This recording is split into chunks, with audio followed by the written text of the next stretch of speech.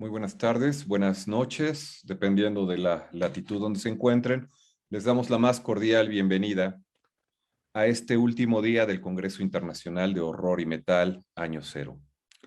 Este día tenemos el gusto de presentar a un gran amigo, un gran colega de Buenos Aires, Argentina, Juan Ignacio Pisano. Antes de darle la bienvenida, de presentarle, quiero darle las gracias a todas las colegas, a los colegas que han presentado en este congreso, que generosamente han brindado su conocimiento, su tiempo para estar en este primer congreso de horror y metal a lo largo de estos 3 días, asimismo como a las instituciones que han hecho posible realizar este evento con el apoyo de la Universidad Nacional Autónoma de México, específicamente con el apoyo del Centro de Estudios Mexicanos, UNAM Boston, el Museo Universitario del Chopo y el Colegio de San Ildefonso.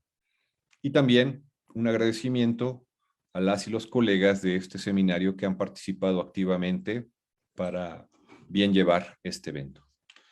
El día de hoy tenemos el honor de presentar a Juan Ignacio Pisano, integrante del grupo de investigación interdisciplinaria del Heavy Metal Argentino y además docente académico de la Universidad de Buenos Aires. Es un honor, es una garantía para nosotros presentar las investigaciones, avances de Juan Ignacio, siempre con un sentido muy crítico y muy maduro en sus investigaciones, en su escritura y su narrativa. Voy a pasar a leer su semblanza. Juan Ignacio Pisano, Buenos Aires, 1981. Licenciado y doctor en letras por la Universidad de Buenos Aires. Publicó ensayos sobre poesía gauchesca, literatura argentina, ciencia ficción y heavy metal en libros y revistas especializadas. Integra el grupo de investigación interdisciplinaria sobre el heavy metal argentino, GIMA, con quienes publicó los libros Se nos ve de negro vestidos, 2016, Parricidas, 2018, e Impenitentes, a salir en este 2021. Todos por la editorial La Parte Maldita. Se desempeña como becario postdoctoral en el CONICET. Es docente de la Universidad Nacional General Sarmiento y de la Universidad Nacional Hurlingham, donde enseña literatura argentina. El último Falcón sobre la Tierra es su primera novela y ha sido galardonada con el premio Fundación Medife Filba a la mejor novela publicada en Argentina durante 2019 por un jurado integrado por Beatriz Sarlo, Luis Quitarroni y Eugenia Almeida. Y sin más, le damos las gracias a Juan Ignacio Pisano y le cedemos el micrófono. Adelante, Juan. Hola Alfredo, bueno, hola a todos y todas quienes están ahí escuchando. Antes que nada, gracias por la invitación, un gran placer para mí poder estar acá ante tanta gente además. Espero poder hacerles pasar un buen momento donde pensemos algunas cuestiones, algunas particularidades del metal argentino. Antes de empezar, quería dedicar particularmente esta exposición al Pato Larralde. El Pato Larralde es un músico argentino que fundó varias bandas muy importantes de metal y stoner acá en Argentina y que falleció hace poco tiempo, estando en una internación por COVID, tuvo una complicación y falleció. Era un gran amigo nuestro y bueno, lamentamos mucho que no esté con nosotros hoy por hoy, así que a su memoria y a su obra, que es, les recomiendo, si no la conocen, conocerla. Bueno, lo que vengo para comentar y para charlar son algunas. Puntualmente la idea inicial era concentrarme en una banda argentina actual que se llama Terror en Camino Negro. Es una banda que tiene larga duración, un disco y 2 discos más de menor duración, digamos. Tiene 3 discos en total. Es una banda bastante reciente. Esta idea de terror en Camino Negro es una casi como una autopista, pero de una zona así un poco oscura, digámoslo de esa manera, de una zona de la provincia de Buenos Aires, acá cerca de la capital. Mi idea inicial era concentrarme en esta banda, pero por eso de ahí el título de la ponencia, pero cuando empecé a prepararla y a organizarla, me di cuenta que tenía que reponer algunas otras cuestiones para que cobre real sentido lo que esta banda viene a significar desde mi punto de vista en este contexto de la escena del metal argentino. Así que voy a empezar haciendo primero esta breve reconstrucción de un determinado escenario, de algunas características del metal argentino, para luego introducir a mi lectura de lo que hace esta banda en particular, y voy a hacer algunas menciones también a otra banda. Esto que voy a exponer es parte del trabajo del libro que está por salir, Impenitentes, del Grupo de Investigación Interdisciplinario sobre el Heavy Metal Argentino, o más brevemente el GIMA, a quien a partir de ahora mencionaré de esa manera cuando deba hacerlo. Y voy a mencionar también algunas cosas de otra banda argentina, que es una banda más bien liminar de la escena del metal y del stoner argentino. Digo liminar porque es una banda más experimental, que se llama Poseidótica, pero que también forma parte de este escenario, también lo he trabajado en el libro, y me parecía bueno traer a colación algunas cuestiones, porque para comenzar con una hipótesis general de lectura, desde mi punto de vista están ocurriendo algunas transformaciones en el metal argentino, que tenía como una línea bastante hegemónica y fuerte en su realización. Están ocurriendo algunas transformaciones, y mencionar esta otra banda me parece que va a servir también para poder tener una lectura más cabal de ese escenario, ¿no? Bien, entonces, como punto de partida, la idea de trazar un pequeño mapa de líneas muy generales del metal argentino de las últimas décadas, ¿no? Por supuesto que al trazar líneas generales, siempre va a haber alguna cuestión más particular, más singular, que puede estar escapándose de estas líneas generales, pero la idea, en principio, entonces, como decía, es reconstruir este mapa de alguna manera sumisa, como para no hacerlo demasiado extenso, ¿no? Para poder mostrar entonces este contexto de emergencia, de por qué aparece o qué sentido podemos atribuirle a la aparición de esta banda, Terror en Camino Negro, que el único long play que tiene, del que les decía, es un disco íntegramente dedicado a canciones cuyos títulos refieren a clásicos del cine del terror internacional, no cine de terror argentino, ¿no? Por ejemplo, una canción dedicada a It, una canción dedicada al Exorcista, y así sucesivamente, ¿no? Entonces es como un bicho extraño en la escena del metal argentino la aparición de una banda como esa, ¿no? Por ciertas características que ahora voy a mencionar. Entonces la idea es entender en qué contexto se hace posible, ¿no? Qué condiciones de posibilidad existen para que pueda darse la aparición de esa banda, ¿no? Porque en determinado modo, si algo que no era posible antes de golpe logra hacerlo, es porque, como suele decirse, estaban dadas las condiciones, ¿no? Entonces, un poco interpretar, tratar de brindar una interpretación a esa escena. Entonces, este contexto de emergencia lo tenemos que pensar en primer lugar a partir de qué significó los usos de la ficción, y de ficción particularmente de géneros literarios o cinematográficos, en el metal argentino hasta los últimos años, ¿no? En el metal, de la escena del metal argentino, podemos reconocer como dos grandes líneas que vienen de la década del 80, ¿no? Son dos grandes líneas de producción, como dos matrices productivas. Por un lado, la que sería la de Rata Blanca, ¿no? Una de las grandes bandas argentinas que surgen en los 80, donde sí hay lugar, digamos, para los juegos con la ficción y los géneros literarios, ¿no? Si conocen algo de la obra de Rata Blanca, en Rata Blanca, bueno, una de las canciones más famosas es La leyenda del Hada y el Mago, ¿no? Ya el solo título nos coloca ante un determinado imaginario que nos coloca ante géneros literarios como el género maravilloso, ¿no? O el fantasy, ¿no? Espacios, reconstrucciones, marcos en donde estos personajes se mueven, que tienen que ver con la existencia de estos personajes. Esa línea, hay que decir, no tuvo demasiada descendencia en el metal argentino. Es decir, en el metal argentino no es habitual encontrar bandas que se sumen a esa escuela, a esa matriz productiva de metal, ¿no? Más bien, lo que predomina es una matriz compositiva, tanto musical como letrísticamente, que tiene un arraigo mucho mayor en la otra gran figura del metal argentino, y probablemente la gran figura del metal argentino, que es Ricardo Iorio, ¿no?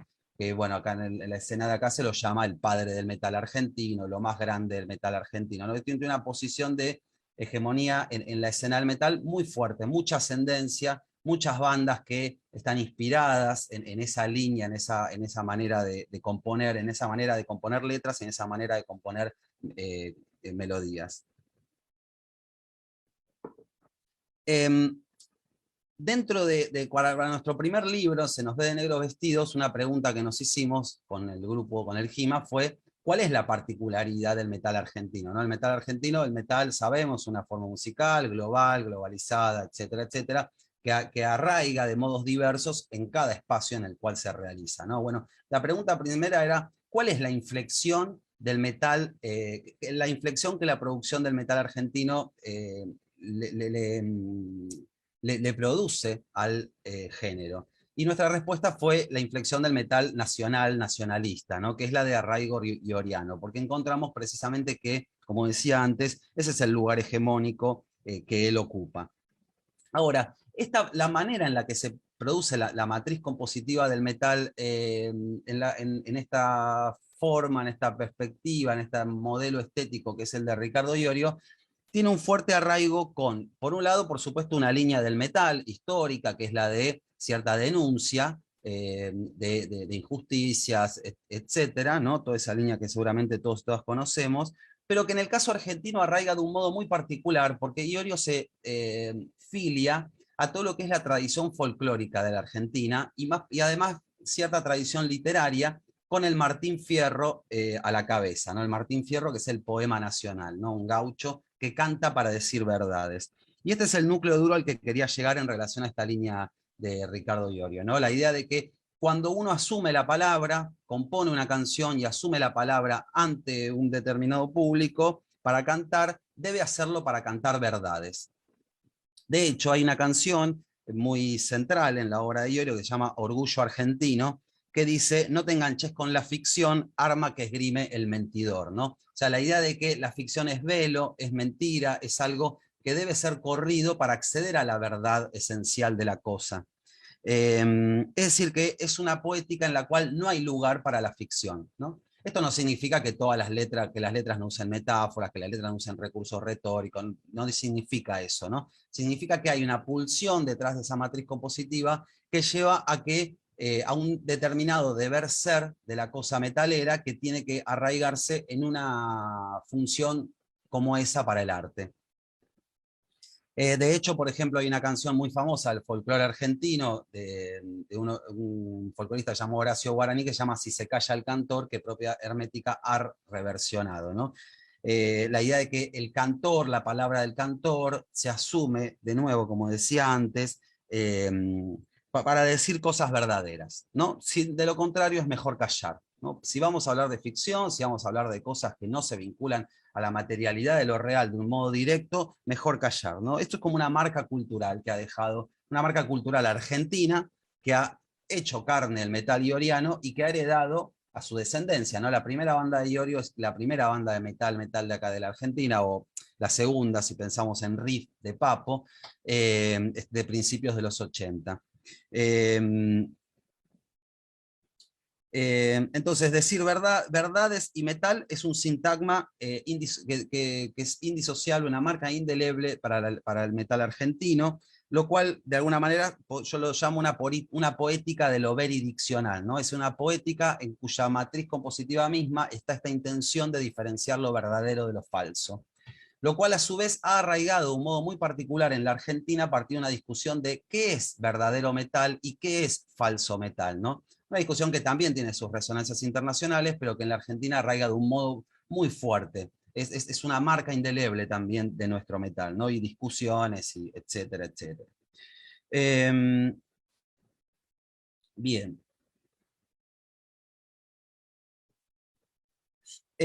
Ahora, es para preguntarse, ¿no? ¿Por qué en el metal argentino no arraigó de un modo más fuerte los usos de la ficción, pensando que a nivel internacional no hay ningún reparo en hacerlo, ¿no? Si uno piensa en bandas, bueno, Maiden, por ejemplo, ¿no? O ciertas con canciones que, por ejemplo, Metallica, por The Whom the Bell Tolls, ¿no? Que viene John Donne, Hemingway, Metallica, hay filiaciones literarias, hay puestas en escenas ficcionales, hay un juego, Misfits, bueno, y acá en Argentina estuvo Riff, que fue esta banda previa, que sus canciones estaban pobladas de escenarios distópicos, sobre todo esto de futuros distópicos vinculados a la ciencia ficción. Sin embargo, nuevamente insisto, en la Argentina esto no arraigó hasta hace muy poco, ¿no? En la década del 90 era prácticamente imposible de pensar una banda que hiciera este tipo de cosas, ¿no? Y que no fuera vilipendiada fuertemente. Algo viene pasando. Esto es lo que quiero, a partir de este escenario, señalar que algo viene pasando. Ya desde fines de la década del 2000, principio de la década del 2010, vienen habiendo transformaciones. Bueno, una de esas transformaciones la vemos en el trabajo que mi compañero Jito Minores puso el jueves acá en el Congreso, ¿no? Con una banda que es Matanza. Pero también en el libro Parricidas nuestro yo trabajé una banda argentina que se llama Áspera, que es una banda que proviene del riñón ioriano, ¿no? Si la escuchan después van a ver la manera de cantar, la manera de componer, hay una afiliación directa a Iorio y un homenaje incluso a Iorio. Sin embargo, esta banda se aleja muchísimo del modo de hacer música que imprimió el sello ioriano, ¿no? ¿En qué aspectos se aleja? Bueno, por un lado, la introducción de la ficción, de los géneros ficcionales, ¿no? Por ejemplo, han filmado una pequeña película así de muy de bajo costo, clase C, digamos, donde viajan a Marte con una camionetita utilitaria para buscar cerveza porque se ha agotado en el planeta Tierra, ¿no? Quiero decir, el viaje interplanetario, la ciencia ficción, ciertos matrices de esto que sería un arma del mentidor, ¿no? Desde la perspectiva de la letra de Iorio, acá ingresa. Y no solo eso, sino que Áspera, por ejemplo, ha realizado covers de canciones del pop más estricto, de la cumbia, ¿no? Borrando las fronteras que habían sido, o intentando borrar esas fronteras que habían sido marcadas previamente, en las décadas previas, señalando nuevamente, como decía antes, la verdad del deber ser metalero y la falsedad, como dos marcas para distinguir qué bandas están de un lado de la frontera y qué bandas están del otro, ¿no? Entonces, esto ya no se trata, si reunimos un poco estas cosas que estuve diciendo, estas bandas que mencioné, y lo que yo voy a trabajar hoy, ya no estamos únicamente ante una banda que viene a proponer un proyecto estético diverso. Estamos ante una emergencia que señala un cambio de época, porque incluso podemos vincular estos escenarios del terror y del horror, empiezan a arraigar en muchas otras bandas. Empiezan a haber bandas en Argentina que suben al escenario vestidos, disfrazados, siempre con esta inclinación hacia el terror o la distopía, lo posapocalíptico, ¿no? El horror, la distopía, lo posapocalíptico. Incluso la propia banda Los Antiguos de del Pato Larralde que mencionaba antes, ha jugado mucho con eso, y en fin, otras bandas, otra que se llama Herpes, etc. Entonces, hay un índice de cambio de época, hay algo que se está transformando, y es precisamente esa transformación la que vienen a señalar y a promulgar y a impulsar, digámoslo así, estas bandas. Sí que de entrada que querría aclarar, ahora sí voy a ir hablando un poco de estas bandas después de esta introducción para construir un poco este escenario que quería señalar.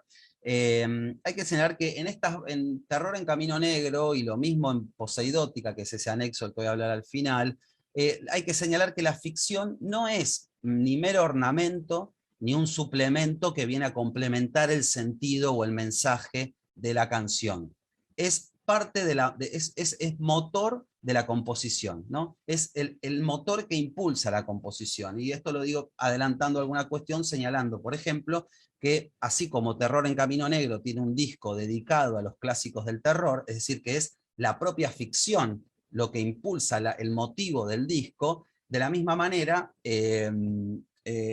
Poseidótica tiene un disco dedicado a la ciencia ficción, que se llama Crónicas del Futuro, ¿no? Empiezan a aparecer en la escena pesada argentina estos cruces genéricos de una forma musical a otra forma estética, que de nuevo, como decía antes, hasta hace un poco más de tiempo eran más difíciles de que se vuelvan, no una aparición, porque podemos rastrear alguna banda que hizo alguna cosa así antes, pero sí lo complejo es encontrar una regularidad, ¿no? Que es lo que yo estoy observando en los últimos 12 años aproximadamente.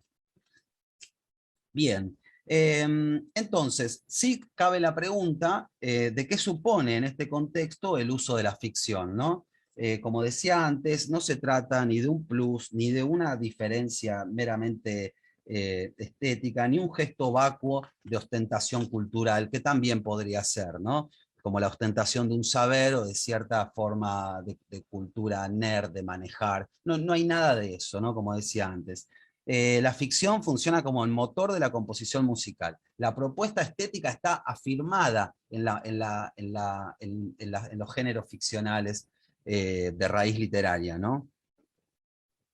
Eh, sí me gustaría señalar algo que cuando hablo de ficción, lo estoy usando el término un poco a la ligera, podría decir, en el sentido de que estoy usando el término ficción para referirme meramente a los textos ficcionales, pero me gustaría recuperar una definición de ficción de Jacques Rancière, que dice que las ficciones significan redistribuciones materiales de signos y de imágenes, de relaciones entre entre lo que vemos y lo que decimos, entre lo que se hace y lo que se puede hacer. Es decir, que la ficción no es solamente, de nuevo, contar una historia que no es verdadera, sino que la ficción es una práctica que viene a producir un tipo de intervención que podríamos llamar una intervención sobre la materialidad sensible de la existencia, y que al proponer un funcionamiento un funcionamiento diverso para determinada cuestión, en este caso el metal, lo que viene a cuestionar al mismo tiempo es la propia distribución de lugares, de posiciones, de modos hegemónicos de llevar a cabo la práctica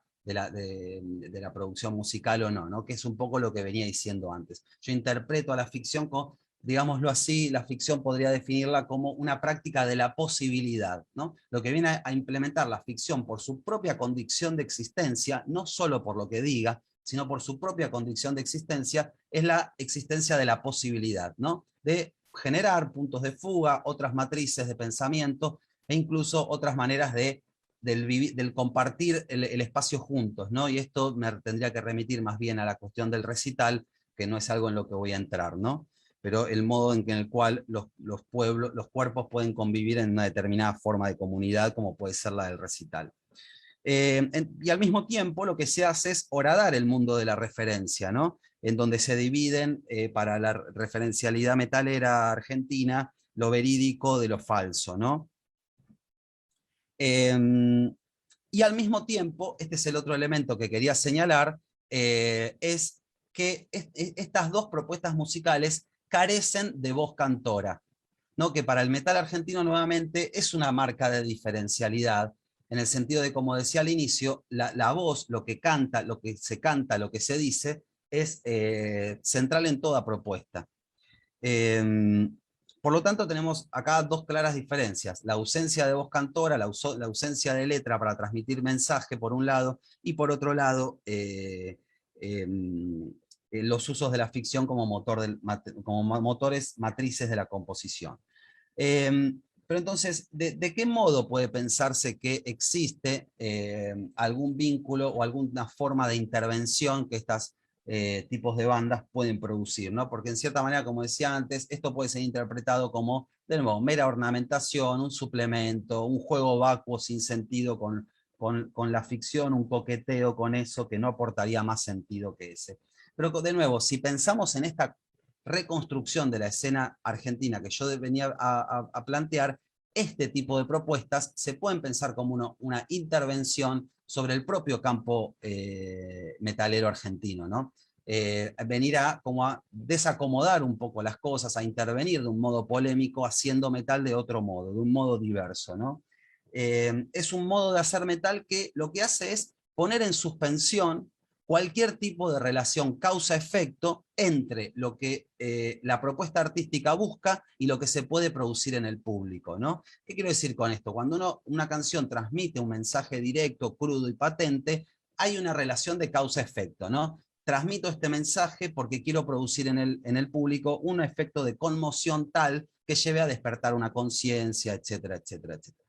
Al carecer de letra, y al carecer de referencialidad clara y al carecer de una vehiculización concreta hacia dónde quiere conducir al público, está poniendo en suspenso esa perspectiva estética, esa mirada en la cual uno arriba del escenario busca producir abajo del escenario un efecto concreto que lleva generalmente a la comunión entre público y banda arriba del escenario, en la coincidencia y la concordancia en relación a ese punto. Acá eso no está. Lo que se presentan entonces son, digamos así, determinados estados perceptivos, determinados estados sensoriales, ¿no? Que tienden a una transformación de la percepción, pero no una transformación de la percepción, digamos así, dirigida en esta relación causa-efecto, ¿no?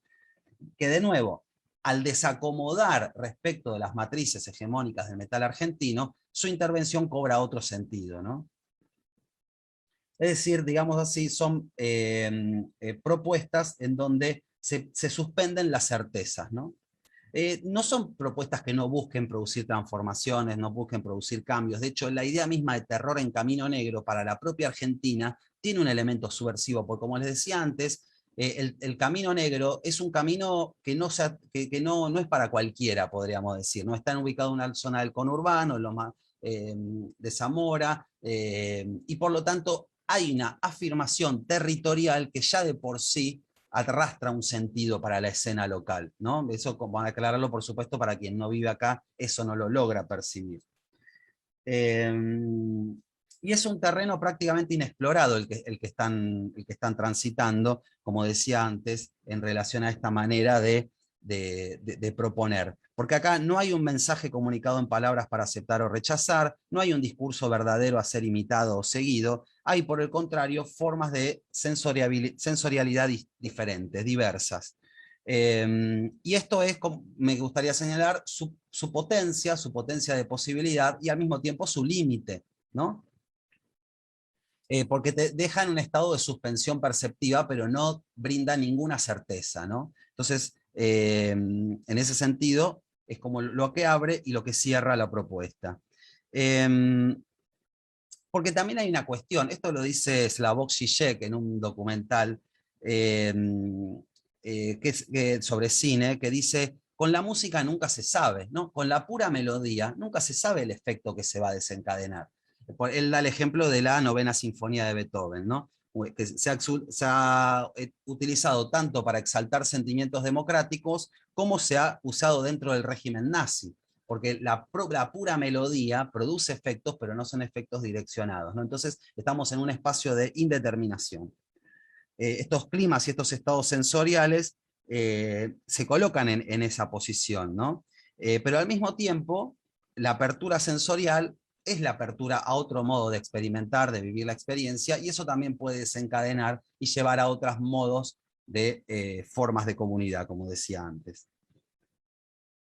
Bien, me voy a ir metiendo. Al mismo tiempo nos genera preguntas, ¿no? A nosotros que leemos esta escena, ¿no? Porque en cierta manera podríamos pensar, ¿es indispensable pretender ejercer un control entre lo dicho y lo percibido, entre el disco o el escenario y quien oye y o ve en relación al mensaje transmitido, ¿no? O la indeterminación misma del objeto estético puede ser parte de una condición, de un efecto no controlable y que al mismo tiempo deja al otro en una cierta posición de igualdad, en el sentido de que no hay alguien arriba del escenario que pueda asumir una palabra certificada para decir algo, ¿no? En el caso, estoy hablando por supuesto del caso argentino con Iorio, que está colocado en una posición jerárquica, dada su posición de hegemonía, en el sentido de que todos sus recitales se le canta. Iorio es lo más grande del heavy nacional. Voy a pasar ahora entonces, después de todas estas cuestiones, ¿no? Hasta ahora he intentado reconstruir este escenario del metal argentino y he intentado plantear ciertas líneas de lectura en torno a qué significaría o qué podría significar la presencia de estas bandas en la escena argentina en particular. Lo que voy a hacer ahora es compartirles un pequeño archivo, básicamente para mostrarles imágenes, porque si bien, como decía antes, la melodía, la música, al carecer de letra, carece de un elemento de referencialidad, no hay una ausencia absoluta de referencialidad, ¿no? Y eso es claro porque tenemos, por un lado, la imagen, la construcción de imágenes, vamos a ver ahora algunas, y por otro lado, las letras de las canciones, ¿no? Que son lenguaje que interviene para anclar una referencia. Em, Bien, porque, bueno, después para el final voy a dejar una reflexión más en relación a la significación de la ficción en este contexto, ¿no? Bueno, terror en Camino Negro. Voy a entrar ahora sí con esta banda. Acá lo que les voy a muestro ahora es la tapa del disco este que les comentaba, eh, que se llama Terror en Camino Negro Volumen 1, que acá la tapa muestra estos especies de zombies mutantes caminando por el Camino Negro, precisamente, en un escenario posapocalíptico de horror, ¿no?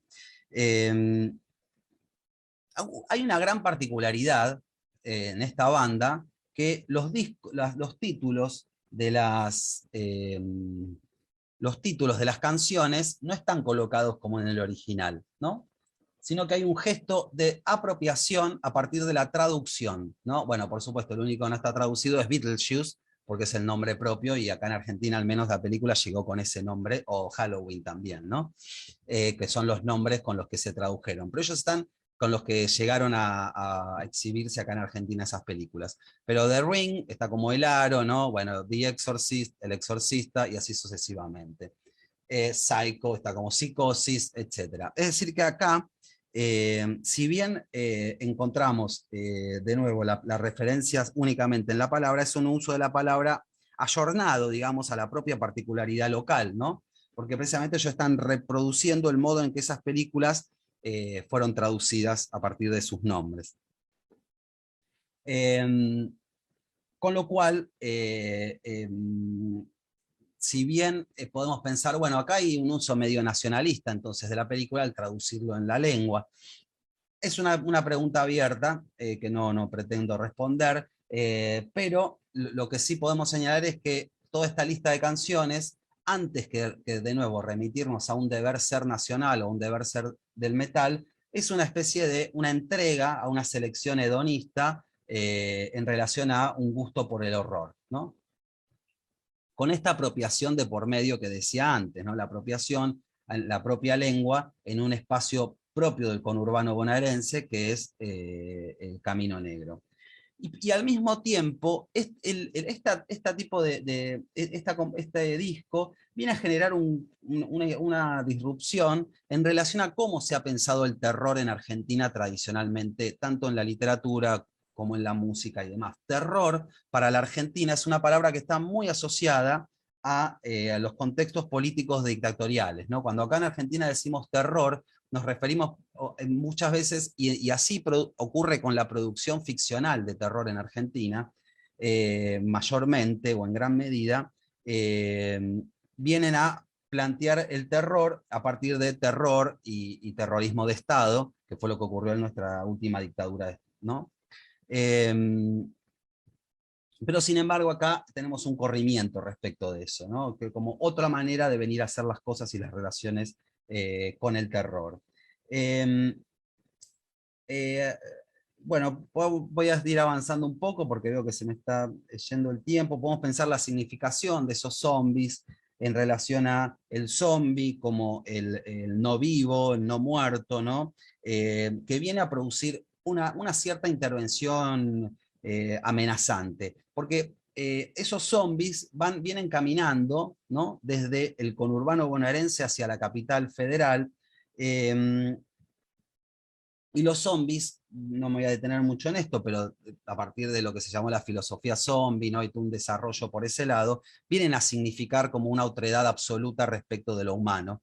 Y el avance de una otredad absoluta respecto de lo humano puede adquirir sentidos figurativos en relación a cómo, por ejemplo, en Argentina, las clases marginales avanzan sobre la capital muchas veces movilizándose y demás a partir de reclamos políticos, ¿no? Entonces, hay connotaciones que el uso del terror, el uso del no vivo, no muerto, no humano, esta otredad radical que significa el zombie, tiene para la Argentina, y ya vamos viendo cómo no se trata entonces, como decía al inicio, de una mera práctica, un mero suplemento de la propuesta, sino que los propios sentidos que arrastran este disco vienen consolidados a la propia matriz de la propuesta, que es esta matriz de la ficción como motor de la producción musical, ¿no?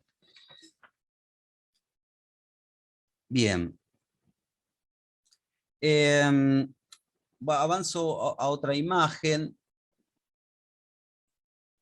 Bueno, esta es una foto de un recital de la banda. Siempre hay proyecciones de imágenes de fondo, donde en general son videos que tienen que ver con las películas, lo que se está poniendo en escena, y siempre hay una cierta ornamentación, un cierto uso de disfraces y demás, ¿no? Que esto es también algo que estuvo muy ausente en el metal hegemónico argentino, el hecho de disfrazarse arriba de escena con una propuesta como esa, está muy alejado de lo que es la vestimenta tradicional del metalero argentino de raíz georgiana, que nada, que sube con lo opuesto, ¿no? Por supuesto, a la escena, porque de nuevo la ornamentación, la ficción, está todo, tiene todos sentidos, connotaciones vinculados a la mentira, a lo falso. Bueno, la banda grabó varios videos, es una banda independiente, o sea, los videos no tienen producciones enormes, ¿no? Pero al mismo tiempo resuena de la última etapa de la producción de Iorio. Iorio tiene una canción que se llama Monstruo, Muere, Monstruo, Muere. Y acá estas bandas vienen como a decir, no, vive, monstruo, vive, ¿no? Queriendo decir, en el sentido de que, de nuevo, si vamos a una interpretación del zombie, si vamos a una interpretación del monstruo tradicional en nuestra cultura, vienen a representar generalmente otredades. Y precisamente eso podría ser lo que no está permeando en la matriz georgiana compositiva, que ha devenido con los años en una modalidad cada vez más esencialista, cada vez más esencializada de lo humano y de lo argentino, ¿no? Entonces, estos monstruos también, simbólicamente, para el escenario, vienen a tramar formas de debatir y de discutir eso, ¿no? En términos, de nuevo, en términos de la propuesta estética, ¿no? No en términos de lo declarativo, ¿no? Sino en cuanto a lo que podríamos pensar como relaciones de matrices de sensibilidad entre las dos formas, matrices estéticas, ¿no? Comparaciones estéticas entre estas bandas. Entonces, antes que el muere, monstruo, muere de Iorio, acá hay un vive, monstruo, vive, invive, monstruo, vive, que viene del conurbano avanzando hacia el centro de lo humano para la Argentina, en el sentido de lo humano, ¿no? Lo estoy pensando como forma hegemónica de la vida que merece ser vivida, al estilo de cómo lo ha pensado Agamben o cómo lo ha pensado la biopolítica. Estas propuestas vienen a señalar precisamente un avance de lo otro. Y el avance del otro en el metal puede ser interpretado entonces como un avance sobre lo mismo. Y lo mismo ha sido siempre la influencia de esta matriz georgiana compositiva de la que he venido hablando. Bueno, voy a ir avanzando para ir cerrando. Algo, por otra parte, que señalan, ¿no? Porque esta ficción viene a convivir con nosotros, viene a estar en el medio, entre nosotros, y eso lo que viene a señalar también es que el monstruo está, que el monstruo existe, que esta marca de otredad, que es una otredad de nuevo, que puede adquirir al menos dos significaciones, la significación política y por otra parte la significación al interior del propio campo del metal, ¿no? Es una otredad que avanza llevando adelante esta transformación a partir de este nuevo escenario de emergencia del que, bueno, desarrollé al inicio, ¿no? Es decir, es una otredad que viene por aquello que permanece en lo mismo. Y esto lo puedo pensar tanto estética como políticamente, o como una política de la estética o una estética de la política. Por otra parte, la presencia de ficciones en nuestro escenario contemporáneo, acá muestro otra foto donde está, bueno, el muñequito este de So, ¿no? Con el disco de Terror en Camino Negro, que son cosas que ellos van publicando en sus redes. Otra cuestión es que reivindicar a la ficción como práctica para producir estéticas tiene también un sentido de conflicto para nuestro contexto, ¿no? En el siguiente sentido, estamos en el contexto donde se discute el valor de la verdad, una pulsión permanente en los discursos sociales hacia la existencia objetiva, verificable, hacia aquello que puede ser propio de un discurso vinculado a la materialidad de lo real, a la verdad, ¿no? Relato, posverdad, verdad, palabras, son palabras que están a la orden del día en esta coyuntura Y la existencia de bandas de metal en Argentina que no despliegan el acting por lo verdadero, sino que se caracterizan, como decía antes, por este uso de las ficciones, es también un modo de venir a plantear un discurso distinto, más allá de que este discurso sea sostenido más en la imagen y la melodía, ¿no? Y de lo que se trata, entre esta diferencia, este metal de matriz georgiana, o esta significación política a la cual acabo de aludir también, con estas propuestas, no sería una mera diferencia de opinión, ¿no? Sino que es un disenso entre formas de sensorialidad, ¿no? Modos diversos de percibir al mundo, ¿no? Es decir, incluso podríamos pensar mundos coexistentes como dimensiones paralelas en un determinado corte sincrónico de lo social, ¿no? Es decir, chocan dos maneras, no es que choca la mentira con la verdad, chocan dos maneras de vincularse a lo real, ¿no? Y este es el punto importante para mí, ¿no? Es decir, son propuestas de otros mundos dentro de este mundo en el que vivimos y dentro del mundo del metal argentino, y otros mundos son también otras formas de ser y de existir, otras voces, otros espacios, otros modos de relación, ¿no? En fin, la otredad existendo como potencia y como oposición a la mismidad, a la repetición o a la reproducción de lo mismo, ¿no? Porque en estas bandas se ha callado el cantor, no hay voz, yo las llamo ficciones del silencio, y al callarse en cantor se han habilitado e inaugurado otras posibilidades de vida. Bueno, cierro, ya estoy sobre la hora, vos Alfredo cualquier cosa decime, pero entiendo que tenían que quedar 15 minutos. Adelante, adelante, tienes tiempo, Dale. no te preocupes. Perfecto, cierro entonces con estas palabras, lo principal ya está dicho. Este es un dibujo del último disco que salió hace poquito tiempo, de Terror en Camino Negro, con una especie de invocación al demonio. Y acá esto es lo otro que yo les quería mostrar, como para que vean que no se trata de una banda aislada, ¿no? Les hablé antes de Áspera, les hablé de Herpes, Jito Minor el jueves habló de Matanza, y acá hay otra banda, como yo le decía, Poseidótica no es una banda estrictamente de metal argentino, pero es una banda liminar, ¿no? Tiene un pie en el stoner. De hecho, el baterista de esta banda es un baterista histórico muy importante para nosotros, que es Walter Broide, el baterista de Los Natas, una banda que sí tuvo más presencia internacional en fines de los 90 y del 2000, una banda de stoner, que hicieron un disco y un recital que se llamó Rebelión Zombie. Tuvieron como invitado a Carca, que Carca tal vez lo conozcan o lo recuerden, fue un integrante histórico de la banda Babasónicos, y tiene una banda de rock pesado, digamos. Acá están ellos luqueados antes de salir al escenario, ¿no? De nuevo, el luqueo, el disfraz, el efecto especial, todo esto es algo que en el metal argentino no había permeado demasiado mucho, ni mucho menos, de nuevo, no como casos excepcionales, no como casos que pudieran haber existido, sino como regularidades y como formas, digamos así, hegemónicas en el escenario, ¿no? Acá es un poco más de ese recital, ¿no?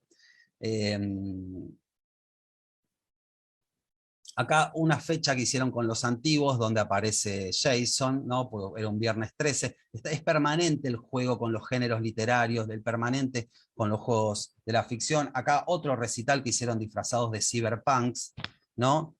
Bueno, y acá la tapa del disco que yo les decía que es un tributo a la ciencia ficción como género. De nuevo, algo bastante llamativo, bastante diferencial, dentro de nuestra escena.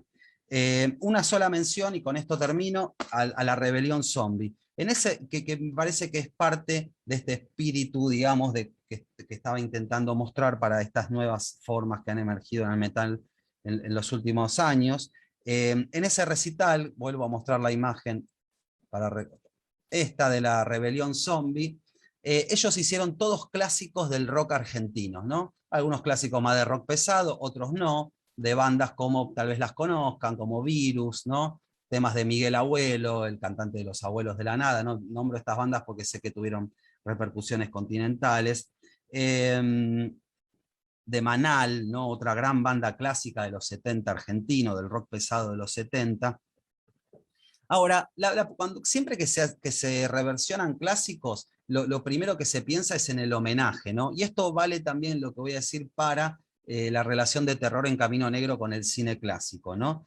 Sin embargo, y principalmente acá en la rebelión zombie de Poseidótica, estos clásicos, en lugar de haber sido representados y puestos en escena con el velo melancólico del homenaje atado al pasado, ¿no? Se sitúan, por el contrario, por esta puesta en escena que han hecho, en el tiempo del apocalipsis, que es siempre el tiempo del futuro. Esas canciones quedan así en un espacio simbólico y liminal respecto de la proyección a lo porvenir.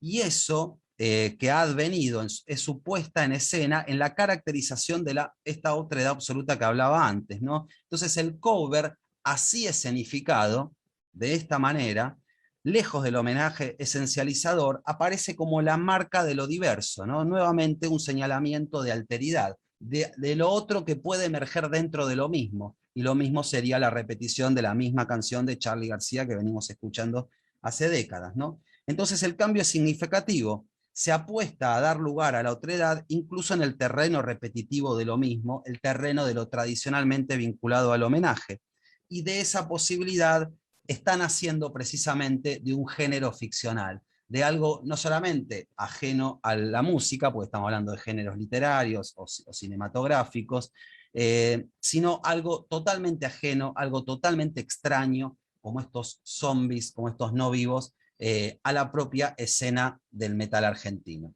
Bueno, hasta acá entonces creo que cumplí bien con el tiempo. Esta es un poco la idea que quería transmitirles para mostrarles, bueno, esta transformación de algo que está pasando en metal argentino, que por supuesto no podemos proyectar qué va a pasar en los próximos años. Yo no me animo a decir, sí, van a empezar a aparecer más bandas que hagan estas cosas, porque no lo sé, pero sí al menos me interesa y me genera cierta expectativa, al menos a mí, por mis gustos personales, cierta expectativa positiva, ver que empiezan a ver, asoman formas, ¿no?, de metal que no responden a esa forma hegemónica en términos históricos para nuestra escena.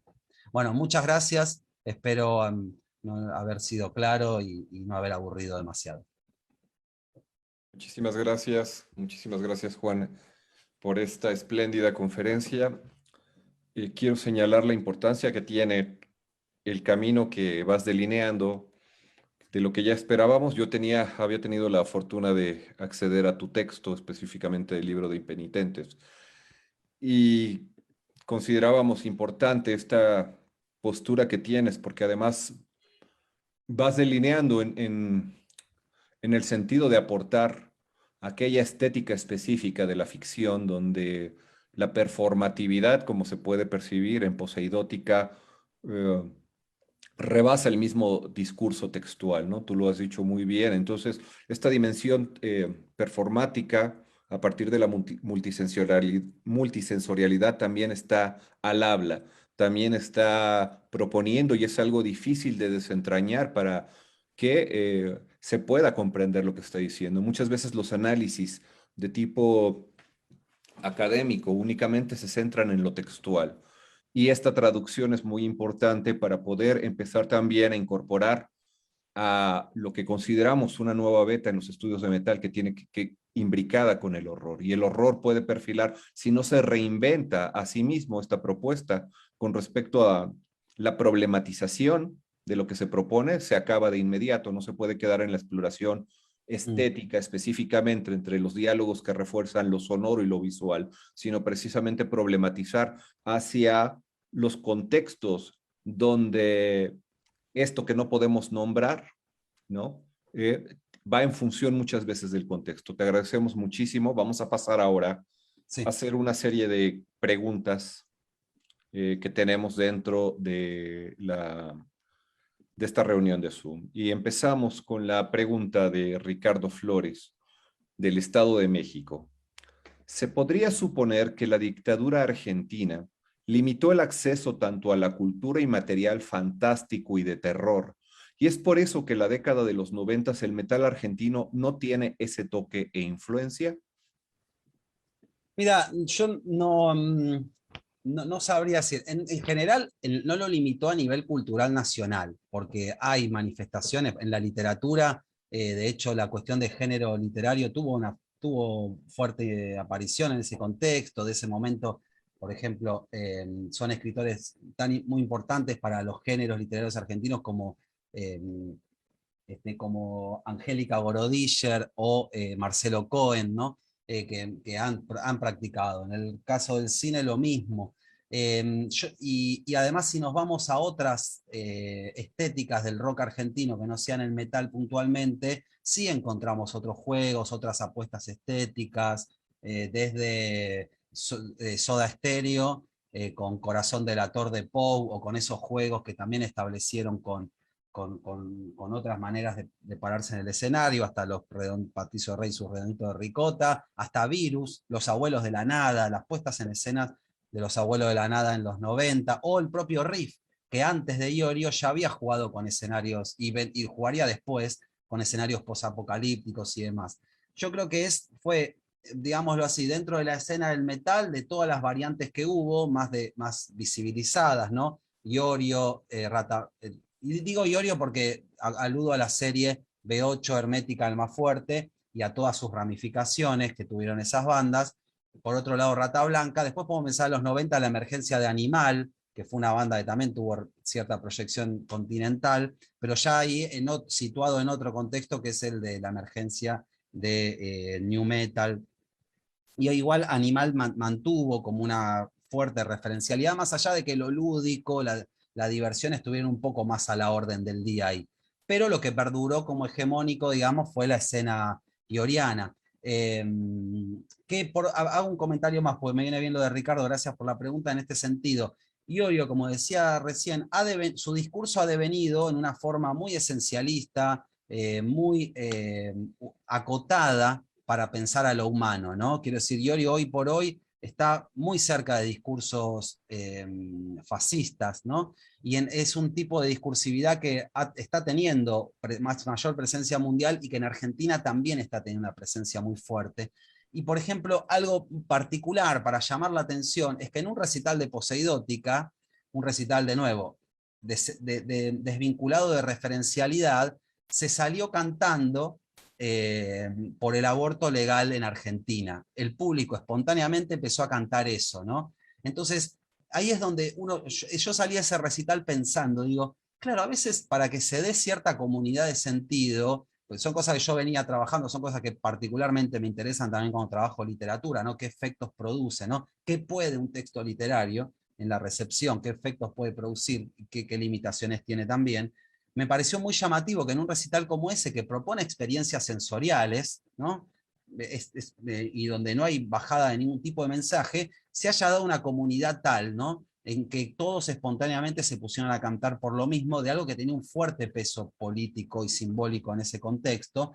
Eh, y eso también me hizo pensar que a veces las formas de construcción política desde el arte, o las políticas del arte, no tienen que ver estrictamente con el mensaje, ¿no? Sino a veces en la construcción de un modo diverso de, del estar. Por ejemplo, lo que decía recién, los zombies y demás que representan otredades radicales, es en el imaginario el modo de permitir la aparición de lo otro, de lo diverso, en un sentido figurado, ¿no? En un sentido de un plano figurado, porque bueno, los zombies no existen, ¿no? Es obvio eso, no vale ni aclararlo. Pero si uno está predispuesto a aceptar lo otro en un plano sensorial, y si la música, porque a veces también, quiero decir, cuando uno escucha música, lee un libro, mira una película, la relación con ese objeto estético no pasa únicamente por, me dejó repensando el mensaje profundo que me dejó.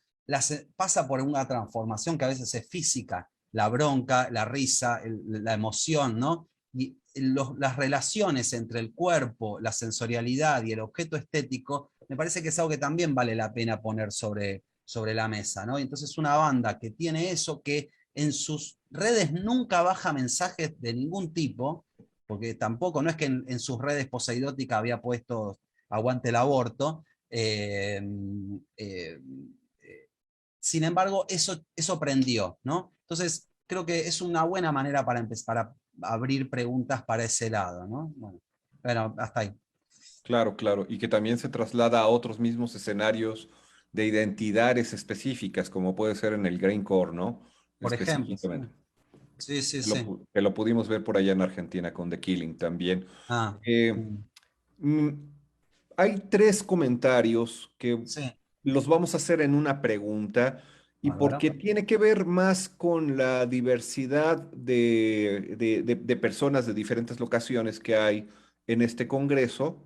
Así es que quizás se salga un poco con la temática específica, pero que tiene que ver desde la proyección del metal argentino hacia Latinoamérica y en el mundo. Entonces empiezo a leerlas y al final me parece que podrás hacer una respuesta general para Sí. para las tres. De Víctor Hernández pregunta, ¿existe algún tipo de relación entre el metal de Argentina, México, Colombia o de cualquier otro país de Latinoamérica como una identidad regional? Y esto me atrevo a hacer la pregunta en el sentido de los intercambios que se han dado a partir de los estudios que se han generado en el metal. La segunda pregunta que se puede mezclar también es cómo ha influido la propuesta del metal argentino y de países de Latinoamérica al mundo. Y la tercera, para rematar y redondear Mm. estas tres preguntas en una. ¿Crees que la escena metalera de Latinoamérica tiene rasgos en común a nivel cultural y social? Y cierro nada más diciendo que hay muchísimas felicitaciones para tu ponencia.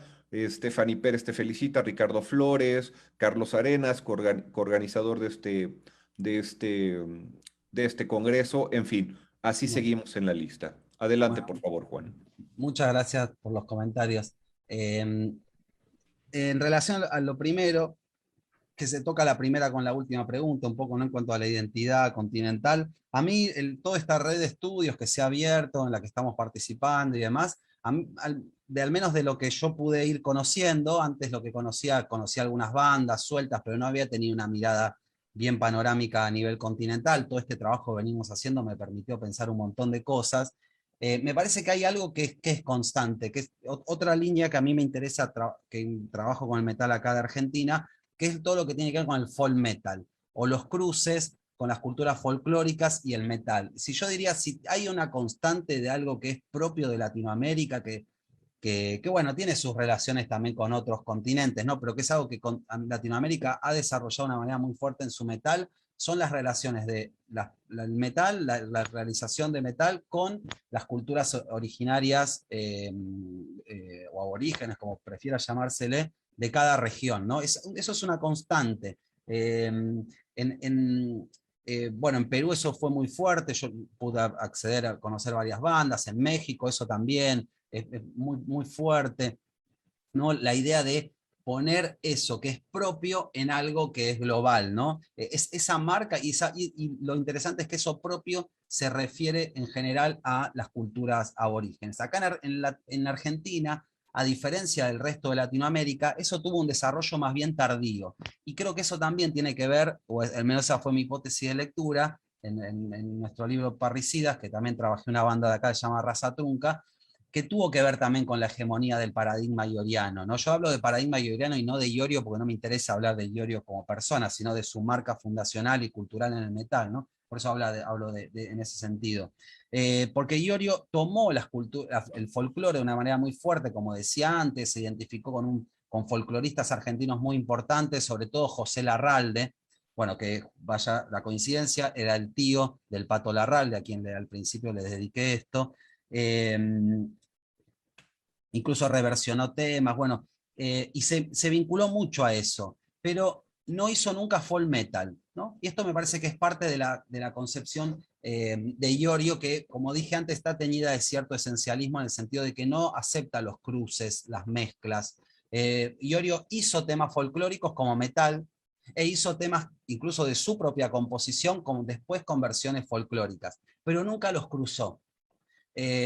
Mantuvo diseccionados, separadas ambas cosas, a pesar de que hizo un disco, por ejemplo, con Flavio Cianciarulo, el bajista de los Cadillacs, en 1997, que se llamó Peso Argento, donde tocaron muchos temas de folclore, pero fue siempre lo mismo, temas de folclore o temas de folclore reversionados como metal.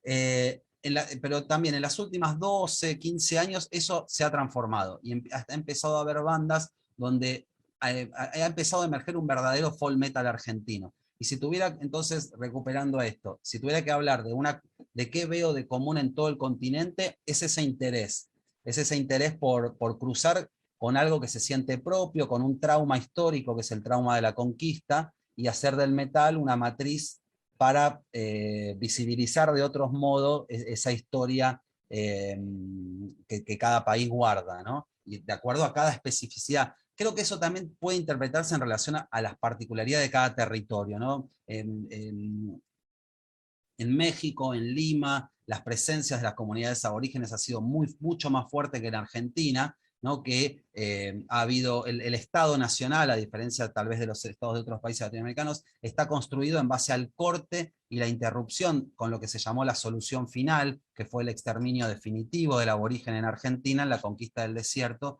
con la campaña que encabezó Julio Argentino Roca en 1879-1880. ¿no? La historia aborigen argentina se quiso borrar de plano. No hay nada en la matriz cultural nacional que se arraigue a eso. Muy por el contrario, todo está arraigado con la cultura gaucha. Entonces Iorio ha tomado esa cultura gaucha como esencia de lo argentino, de su nacionalismo, y eso ha hecho también que con lo aborigen haya tenido una relación fluctuante. Porque si bien en Hermética hizo canciones de absoluta reivindicación, como La Revancha de América, después, hace poco, quiso cambiar esa letra para no reivindicar a los pueblos aborígenes, sino criticarlos, ¿no? E incluso en sus primeros momentos, en Almafuerte tiene un tema que se llama Samba de Resurrección, donde cita al Martín Fierro y dice y habla del indio como el malón traicionero, ¿no? Entonces, creo que todo esto, estas otras posibilidades del metal argentino que tal vez en otras regiones se desarrollaron antes, acá tuvieron un paraguas tan grande y tan fuerte a partir de esta obra, que por otra parte es una obra imponente. A mí Hermética es una banda que la pongo y se me siguen cayendo las medias cada vez que la escucho, ¿no? Quiero decir, es algo que me sigue gustando mucho, pero culturalmente y para la escena, para mí ha funcionado como un tapón para obturar otras vertientes que en la última década han empezado a emerger. Y perdón, Alfredo, me quedó algo capaz de la segunda pregunta, que me colgué con esta y algo me quedó por decir, que no me acuerdo qué era. No, es que en realidad se ha contestado, ¿Está Juan, contestado? con Bien. respecto a ese impacto y relaciones que hay en Latinoamérica y la Bien. proyección que hay para el mundo. Y precisamente este es otro esfuerzo, ¿no? En este sentido, tratar de hacer un puente de lo que se está discutiendo a nivel latinoamericano, con la inclusión también de la visión de conferencias de habla inglesa a través de las que hemos tenido en un apartado específico. Juan, se nos ha acabado el tiempo, tenemos que pasar a la Vale. otra conferencia. Te damos las gracias. Ha No, sido un espléndido trabajo, ha sido un honor escucharte. Puedes leer los comentarios en esta Sí, sesión muchas gracias. y Me alegran el agradecimiento. sábado. Me voy a descansar mi sábado con una alegría enorme Muy bien. Pues por pasamos haber estado ahora. acá, ¿no? Gracias, Juan, por todo. Gracias a ustedes. Pasamos Muchas gracias.